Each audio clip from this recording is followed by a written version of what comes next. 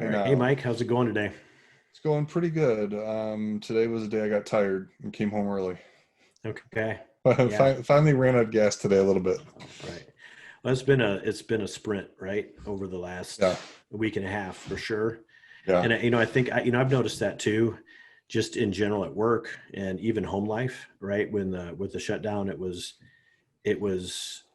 different and it was really intense, but now it's kind of like we need to settle in and figure out how this is going to work because it's kind of turning into a mini marathon, right?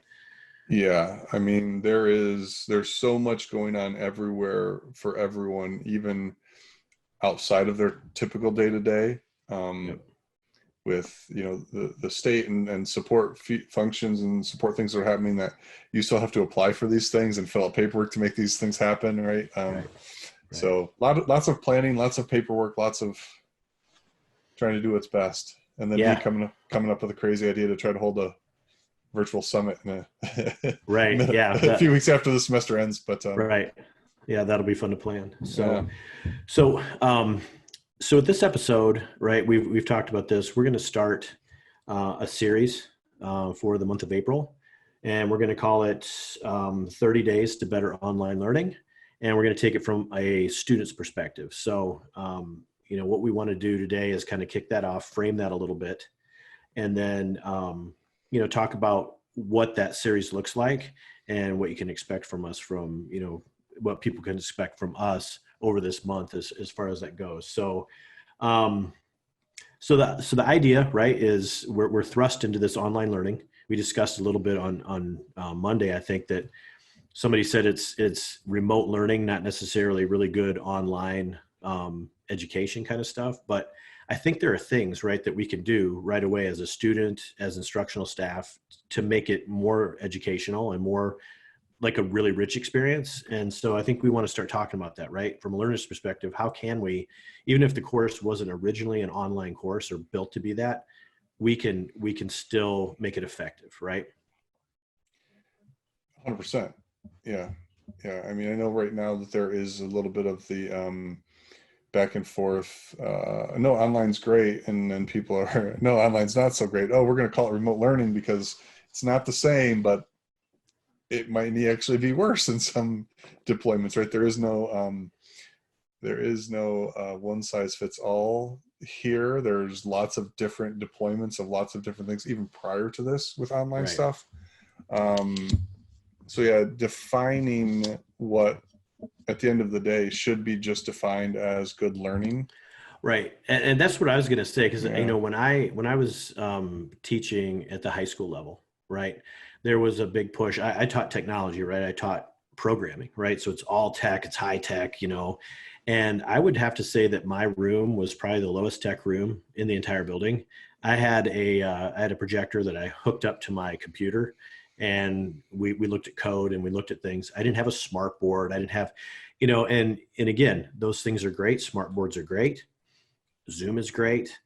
Overhead projectors are great. But at the end of the day, to your point, what's good learning, right? And you use the tools that you have, right? Yeah.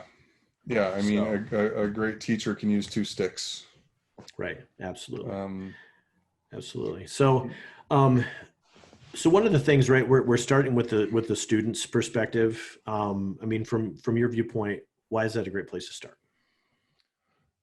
I mean, that's who we're building these things for, right? So if Right. we're Yep. looking at the user, and human-centered design and the design thinking methodology, everything that puts the user first, right? We're designing for somebody who's actually going to use this thing. If we aren't thinking about them, and this happens in higher ed all the time, where decisions are being made for students and there's not even students in the room. Right. Uh, uh, how on earth can we ever expect to have them fully adopted Right. if they're not part of the process? Right. Um, I don't know. Well, and I think it's a little bit analogous to backwards design, right? When we talk about this, let's start with the end in mind, and we start with backwards design. We start with the outcomes, right? What do Yes. we want people to be able to do? I think this is analogous. It's like we are teaching students. So what do the students need? to be able to have a good learning experience, to be able to acquire the skills or knowledge that we want them to, and, come out of this, with the outcomes that we want them to have. Right. And if you don't start with the student in mind or the learner in mind, like you said, it's really hard. I mean, that is the end goal, right? So you might as well start there. And all design is assumption based, right? I mean, you're making assumptions about how people are going to behave, and especially, visual design is all about behavior change. And I mean, that's what learning is, right? It's a changing of either your mental behavior, obviously sometimes with some vocational and other trainings, it's physical, Right. things behaviors that we're changing. But if you're going to make all of these assumptions and not test them with the actual people who are going to be using them, then man, you're wasting a whole lot of time and money building Right. something that people might not need, might not Right. want. And definitely, if those two things aren't met, they're not, or one of those two things isn't met, they're not going to use. Right. Right. Or at least use Yeah. effectively. Right. Agreed. And and I think, the next piece is, what's our experience been in that, right? And so I think, obviously over the last, couple weeks, we put out some, podcasts and video casts of what's going on in your life right now, at the college level and moving online. I'm going through the same thing at work. We've talked about that in corporate training, but, we've been at this for a while, right? And we had, when we were at a former employer, right, we took an online coding or a coding boot camp that was face-to-face and in the classroom on the ground, and we moved it online. And I think we learned a few things. I think we did a lot of things right there, but I think we also did some things that, if I were going to do it again, I would change up a little bit, right? And the way the mix of communication and how much, live interaction with the instructor there are, there's different things. So, we've had some experience in this, and I think, we've learned a few things over the years. Yeah. I mean, I'd have to put the experience that we've had. I mean, we are so close we're basically having boots on the ground with this. Right. And we've seen it from multiple levels, at least, me personally, community college 20 years ago, holy mackerel, a long time ago. Right. So I went through community college between 1994 and 2002. Yes, I was in the 8-year plan. I was a little bit like Van Wilder, without the, well, I'll stop there. But right around that time, I can't remember exactly. That's when I remember they started to talk about doing online classes. I never had an online class as part of my undergrad, either at Monroe Community or Oakland, but during my master's, that was fully online. Okay. Now, I was fortunate because I was fully online, but I was also a grad assistant. So my grad assistant office was like right down from my faculty members. And me, I love talking and face-to-face interaction. Like that's just like right. What gets me going. So I was fortunate to kind of live in both worlds. But like when I look back at that time as a student in that space, I mean, there was a course I took that I basically followed a link to a Pearson lab and never had any real interaction with a faculty member. Right.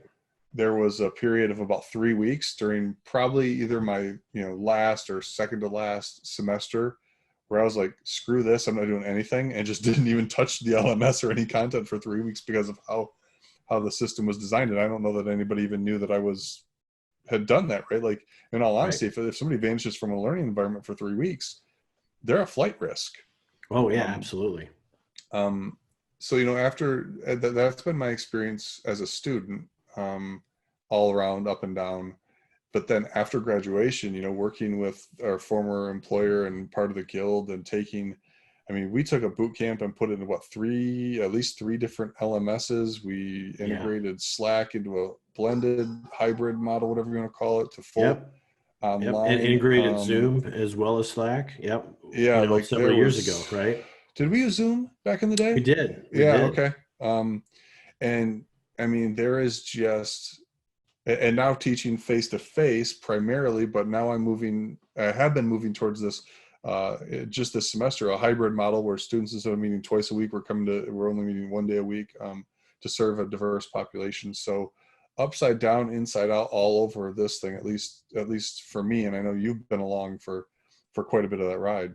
Yeah.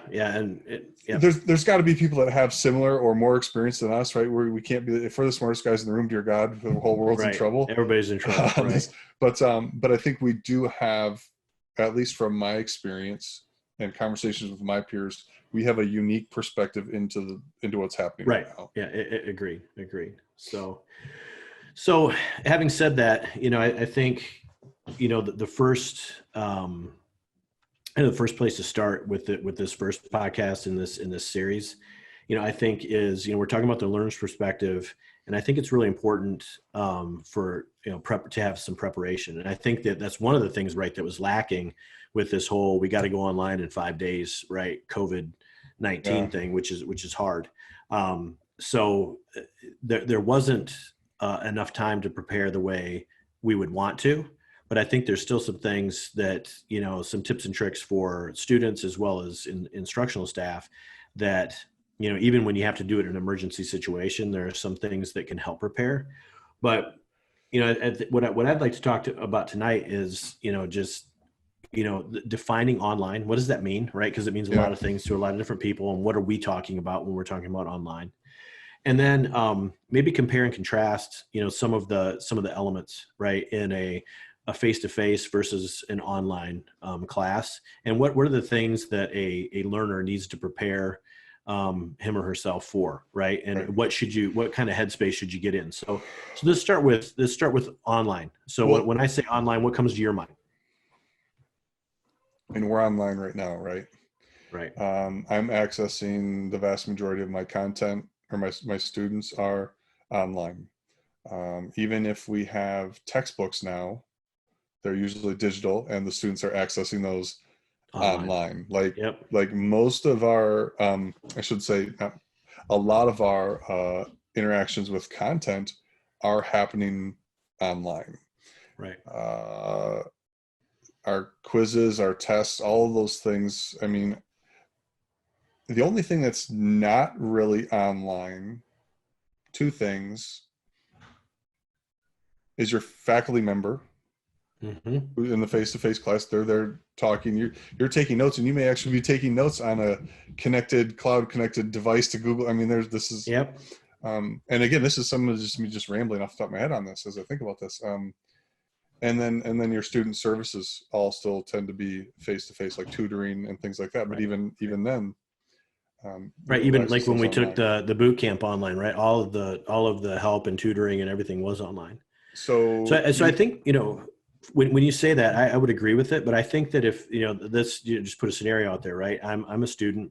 I go to whatever university or college. I show up for, whatever class I have, an English class. Even if all my interactions are with the LMS and online or whatever, if I'm showing up to a room on Tuesday and Thursday from 10:30 to 12:30, I would not, that class is not online, right? That Correct. Is not an online class. It uses online tools, but it is not online. Right. So it is basically the physical proximity of the learner to the instructor. Right. And I think that then from there, right, there's two ways you can go with that. I mean, there's gradations in between, but right, one, and I think, a lot of people will say, oh, online, they're talking asynchronous, right? So it's just like, I'm going to show up like a Coursera course or a Pluralsight course where I log in, I'm going to watch some videos, I'm going to read some stuff, and then I'm going to do some exercises, but there's no interactivity. There's no interactivity or interaction with that faculty member. And I think that's unfortunately where the term online has become too much. It's almost treated like a synonym for asynchronous. Agreed. And it's almost like it's an assumption. If it's online, there's no expectation that somebody is going to be in the same place at the same time ever. And that's I think where online falls down, and where some of the bad taste in people's mouth have is exactly that mentality. I agree. And that whole thing the whole thing is I can take my class at 2 a.m. in my pajamas, right? That's not, and I agree. I think that's where it falls down. So I think no, go ahead. Well, I was just going to say the other fork in the road you can take, right, is that there is interactivity with your instructor. And so it may be completely, synchronous, right? So much like if we're going to hold class, if you would show up to a lecture hall, instead you show up to a Zoom, to a Zoom session. The instructor is going to lecture or have a discussion, and then it can go from just somebody lecturing at you all the way to stuff we talked about last week, where you use breakout rooms and small groups and interactivity and all these different things. But it could also be blended, right? Where there's that face-to-face live distance, kind of interactivity. So it's instructor led. And that's the term I like to use, is instructor led online versus asynchronous online. But also there's a blended, right? Where it's instructor led for some portion of it.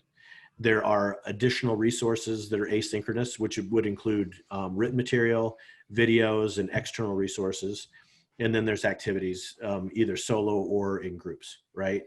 And I guess when I think about online, I'm always thinking about what I consider the best model. The best, again, like you've said, the best of face-to-face plus the best of online, putting it together. And to me, it's some mix of that, right? Synchronous, asynchronous. You got to show up sometimes at a certain place at a certain time, even if it's virtually, right? Yeah. If I'm a teacher and I give a reading assignment and a worksheet to do between now and the next class, well, that's asynchronous content, Right. even though it might be actual physical book and paper, right? So I think it's absolutely asynchronous. That distinction is where we should kind of draw the formulation of percentages, because that's one of the things I think that the state determines for hybrid. That term hybrid over class, how much is online, how much is face-to-face. It really should be how much is synchronous versus how much is asynchronous. Exactly. What's instructor led or synchronous, and not necessarily. And when I say instructor led, I mean instructional staff, right? Whether it's a TA in a recitation or it's the actual professor in a lecture, however that works, right? Yeah. But yeah, I agree with that, and I think that's what we want to concentrate on, and for one of the reasons I'd like to start there, right, is that if you're an instructor or a student and you get thrust into this, there are ways, right? I mean, one option for the instructor is to go completely asynchronous and go really asynchronous and say, here's the book, read these chapters, and here's a quiz, and I'm done, right? Or I could record some YouTube videos, but I'm not talking to you guys. Maybe I have some office hours. But I think it's not, because you're a teacher, right? And because you already lead these lectures and you already interact with your students, it's not that difficult to use some different technology to make that happen in the same way, right? You just need to know about it. And to me, that's, what we talk about is the best of online and the best of face-to-face. So, I think that, I mean, would you agree that should be kind of our working definition of online when we talk about it? Is clarify mix. for me. Well, the mix, right? The mix of mix of synchronous and asynchronous. Yeah. It's all distance, right? So nobody's in a room together, but it's synchronous and asynchronous in some mix. Yes. But that was one of the, when I was doing the research on my discussion platform, that was one of the things that came up, was distance. The measurement of distance between the learner and the instructor is not a physical measurement. Right. Because I could be standing right in front of you. I could be sitting first row looking at you, but my brain is 3 million miles away. Right. so that I think what's happened, because a lot of the stuff that we're talking about implementing for remote online learning is actually just stuff that we should be doing as a best practice for face-to-face. Agreed. But because we see people and they sit in a chair, we feel a little bit more connected. Now there are, I think the real value that we're going to miss is that hallway time. Agreed. When I'm walking around on campus and I see you between your classes and I can strike up a conversation outside of class to actually get a better, hey, how's it going? And ask for a real answer, and kind of that stuff. That's a bigger part of this as well that we don't want to get into now. But I think that's how learners feel part of a community, right, is some of that hallway time. Right. Well, and that's why going to college is such a great experience, right? Yeah. you see your classmates, you run into different people, you run into your professors. Yeah. It's and you build that community up, especially Yep. over 4 years or 2 years or whatever it would be. So, okay. So yeah, I mean, I think that's our working definition. So, next thing, then, if that's our working definition, just kind of lay out some of the things we'll talk about for this month. Compare and contrast, I'll just kind of do broad strokes right now, but, ways that we communicate in one versus the other, ways that we collaborate, ways that we participate, and then ways as a learner that I reorient myself every day. So let's start with communication, right? So, Well, or go ahead. well, so I'm wondering though if I think communications is a huge topic, and I don't know if we should get into it yet. But we can. But I'm going to throw something out there first. One of Okay. the things that I'm seeing right now from everybody, as the adrenaline of the first couple weeks is wearing off, is this like, even today, I didn't want to go to school today. Yesterday I thought I had a little bit, but today I'm like, man, I don't even want to get out of bed. I don't, and I think that's happening to a lot of us because we don't have that thing that's the thing with face-to-face. A Right. big, huge difference is 9 o'clock class starts, and that can be a motivator for me to get up and get moving. Yep. Yep. So I think the first step for learners is getting a little bit of a routine Yep. and a schedule and a place to work and do your work. Those, Yep. I think, are the Agreed. things that because I can't even start to communicate and begin to answer email if I'm not in the right mental state to be able to do that, right? If I'm sitting here on my phone and I get an email about something and if I'm not in a position to deal with it, I don't even want to know that email exists. Right. So let's start with the last one, because I think you're touching on that. The last bullet point that I had in there is reorienting yourself or orienting yourself, right? Which like you said, if I have to go to the office and I need to be there by 9, then that gives me, I got a goal. I got to get out of bed. I got to get Yes. ready. I got to drive into work. There's this routine that I have to be in. The other thing is that I'm going to work. I have a workspace. I come to the workspace to do the work, whether it's schoolwork or, related to my job. And then when I'm done for the day, I go home. Right. Yeah. And so I think it's really important to your point, right? If as a student, as a learner, you have to set that space up. And, there's a lot of stuff out there about, remote work, right? Yeah. There's rituals, right? I mean, like right now, my commute is literally 15 steps. I'm like right next to my kitchen, right? But you have to have those rituals, right? So at the end of the day, close your laptop, shut everything down, leave the room, shut the door, shut off the lights, something like that. And when you come in the morning, you start up the thing, you get your cup of coffee, and you orient yourself to work or to schoolwork or whatever. And you need that space, right? Well, and I think that is again, this is a great example of things that you should be doing if you're a face-to-face student anyway. When you're at home, you should have a dedicated space to work. Now, where this gets a little tricky is you might have 4 or 5 people in the house fighting over that space. Right. So even managing like that is a little bit more important. But like from the perspective of, even if it is just, I'm going to just like me when I use the kitchen table, because I use different places. I use like this chair is actually in my bedroom, right? Because it separates me at least a little bit from the chaos upstairs when the family's home. But like on the weekends when I get up and do work, or in the morning, if I'm not going to go into the office, I'm going to work from home. I go and clean off the kitchen table first thing and set up my area there. It just that 15 minutes of orientating your workspace helps to get you in that mind frame. And when we study learning, we know your mindset and your mind frame sets off triggers that puts your brain in a position. Okay, exactly. Let's go. It's learning time. I'm going to fire what I need to fire in order for you to better be able to learn. Agreed. And what I do, and I'm lucky enough to have a space that's my office, right? So Yeah. I come to work every day. This is what I do. I do my work here because, like at night, if I'm just going to like mess around and check out some YouTube videos or just read some articles or whatever online, I'll actually take my laptop into the living room. Like That's the beauty of a laptop. Yeah. Right. Yeah. And so so I have a laptop and I take it to different places to, for different purposes. I think that's really important. The other thing that you don't get with face-to-face, right, is sometimes, and I remember when I was an undergrad, I had a routine of my day, right?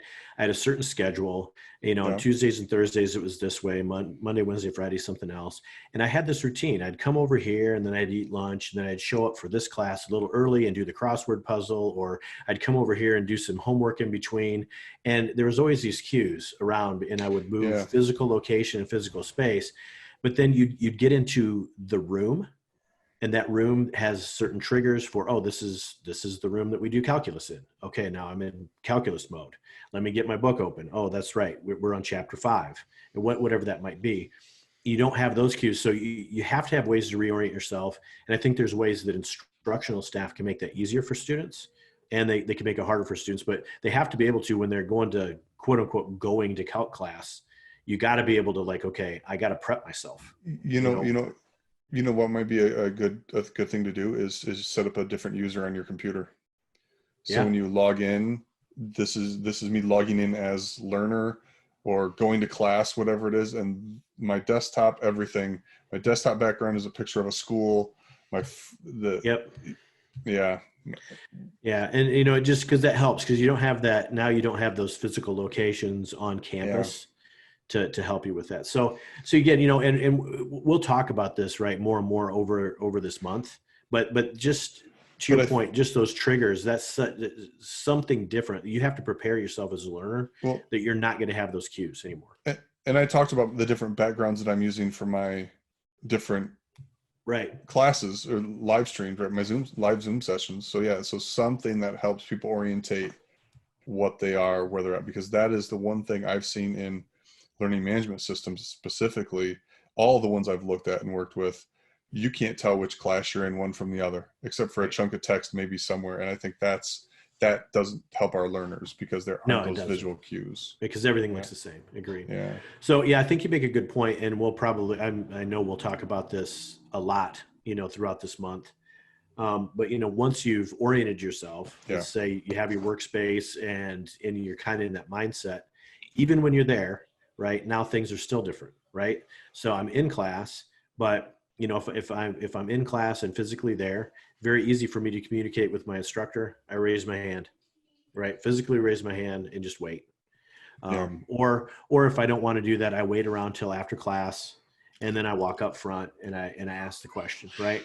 Yeah. Or maybe I show up 5 minutes early because my professor is always there 5 minutes early, right? That's not available. It might be available. It might not be available, right? So you have to take those things into account, right? So we've talked about this a little bit, right? You're going to communicate with your instructional staff differently, your peers differently, and those kinds of things. And again, this is a best practice. The instructor should have a very, very clear communication plan face-to-face, but usually we don't, because we're lazy and I see you every day. Yeah. But online in this hybrid async, synchronous model, it's imperative that you have a communication plan. Otherwise, nobody's going to know what to do. 100%. Right. And part of that communication, right? So I have some friends that have kids that are online right now. Part of that is it's very easy in class to say, here's the thing that's due tomorrow. Oh, and by the way, go look online for these other things, because there's some extra stuff if you want to dig into. If it's online, I know this one kid who's very earnest, really, really wants to do well. They look at the learning management system and they're expecting to see 2 assignments, and they see 7. And there's no way to differentiate between what's actually due and what's enrichment activities. And it freaks the kid out. It freaks the kid out, right? And again, that gets back to communication, right? Yeah. How do you communicate what's due and what's enrichment? What's, all these different things. And you don't necessarily have that level of problem face to face. Yeah, because we're making, we make the assumption when we say, hey, follow the assignment, but 1, 2, 3, everybody in the room nods their heads, and immediately when they walk out the door, forgets 1, 2, 3. Right. Absolutely. Absolutely. Right. But again, right. We're pretty lazy, so this gets back to you should always have a good, solid communication plan. You should have a way for people to reorient, all those kinds of things, but we just generally don't, because to your point, we feel more connected when we're face to face, even if, like you said, the person is a million miles away, or in the back row, they look like they're really intently taking notes and they're playing Steve, right? Who knows what they're doing? So, yes. Yeah. So, yeah. well, and I think the other communication piece, right? And I don't think this is necessarily restricted to online, but it's made worse by this. Is, when we talked to my daughter earlier, she stays off of group chats with, especially in an online environment because of the code of conduct. If you're on a group chat and somebody posts something that, is something considered to be academic misconduct, you could be in trouble just for being in the group chat. Right. Now, not that can't happen face to face and those kinds of things, but again, how you communicate with your peers, what you have to be careful about, what you have to, take under consideration, again, is a little bit different in a distance learning environment. And we also experienced, I don't know if you remember this, when we were at the boot camp, we had like official Slack servers for people to participate in. And then everybody had their own little cliquish little Slack server in the background. Right. Yeah. And so there was all this back channel communication where, we as instructors were not involved. You have to assume that that's happening. And it happens face to face, right? Because they walk out in the hall and they're chit chatting with themselves and you're not in that conversation. It's the same thing with Slack, but you, as an instructor, you got to know that that's happening. As a learner, you got to understand that that's happening, but you also have to understand what's official and what's not official, right? Communication. And it's almost like the recording industry back in the day, right? They would come up with some encryption, whatever, spend billions and millions of dollars on this new encryption thing that a 10-year-old kid had hacked a day later just to try to keep charging me $1 for a song from 50 years ago. You know what I'm saying? Like yep. I'd pay 10 cents a song if it, and this is the Napster days, right? When everybody downloaded, when free music became, or free everything kind of became the thing. Right. But like all these things that we're putting in place, where the big thing with online is to try to combat cheating.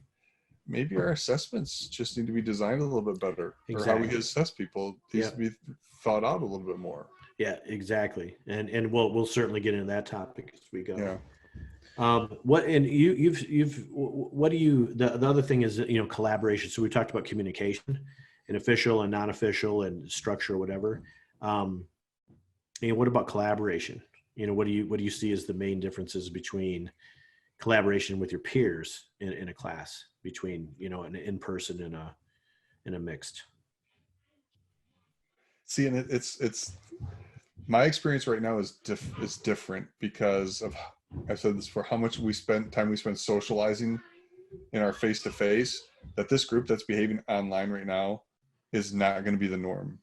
Right. So it's hard. Now, do you think that there's ways, so let's say that your class, like you knew coming in, that your class was going to be online, that they wouldn't have the opportunity to meet each other face-to-face.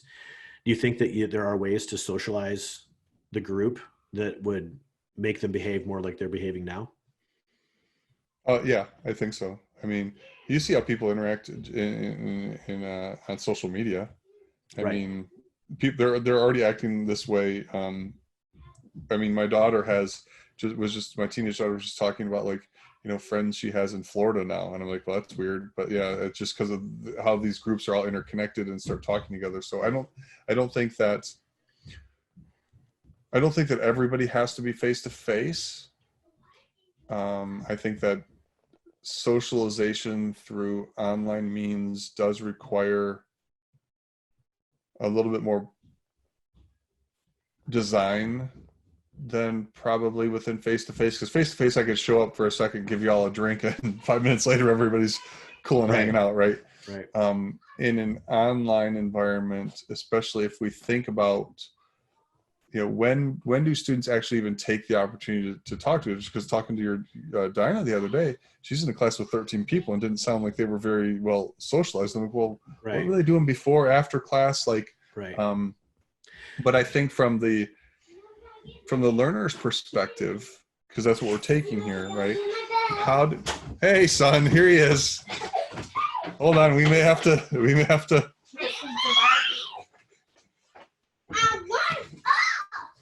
We'll have a How do little you how do you edit. We'll streak have the a little quad? edit there, right? How do you, well, I'm not going to edit that. I love it. This is the Right reality, on. right? How Yep. are you, how do you virtually streak the quad anymore? That's, I guess, a topic There for you another day. go. Right. But how do we motivate within the learner the desire to be participating and get to know the other people that they're going to be on this learning adventure with? Right. Because that's the trick, right? If they find Right. value in it, Absolutely. if they see it and understand it and there's value, they will do it Right. if we Right. give them the opportunity. So Yeah, absolutely. And to your point, right? That is something we should be doing anyway. Right. And we just don't. So a yeah, lot of this comes back to, making really good remote learning experiences um, is just kind of best practices. So yeah. And so well, I think you know, so. Well, hold on. Let's noodle on that for a second, yeah. though. Only because I did have an interesting experience. My community college experience, I said, was 8 years, right? So when I first went to college, my first semester, I majored in where we were going to drink that night. That was like the only reason I Yep. even went to campus. Um, when I went back, even late or for a couple of years later, as an older student, I had a completely different perspective inside of the classroom. I was asking Right. questions because I had found value there. There was a thing I was trying to accomplish. I think this again goes into some of the stuff we talked about previously, where why is the learner there?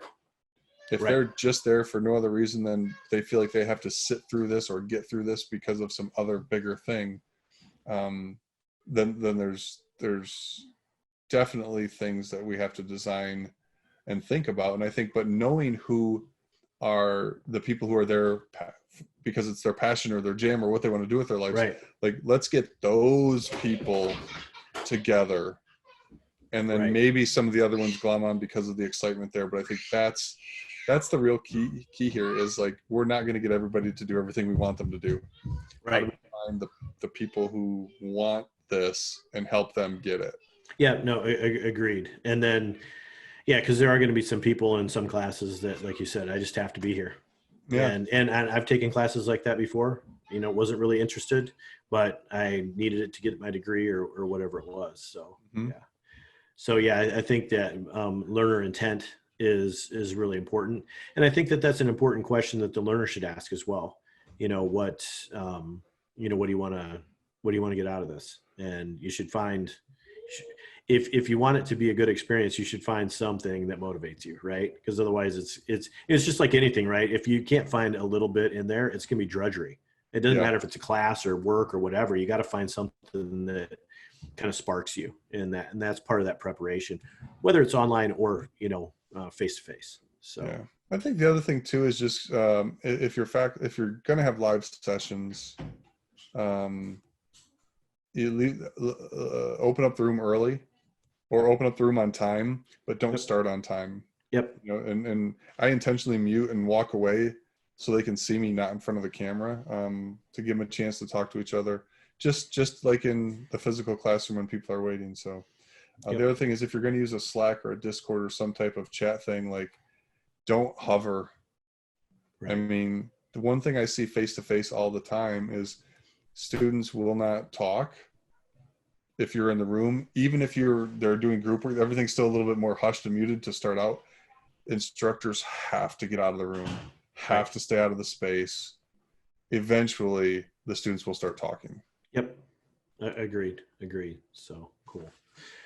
All right. Well, anything else you want to talk about? I think that covers a lot. I mean, that covers really kind of the broad spectrum of what we want to talk about this month. We'll dive into these topics, deeper as we go. Anything else you want to add before we wrap it up today?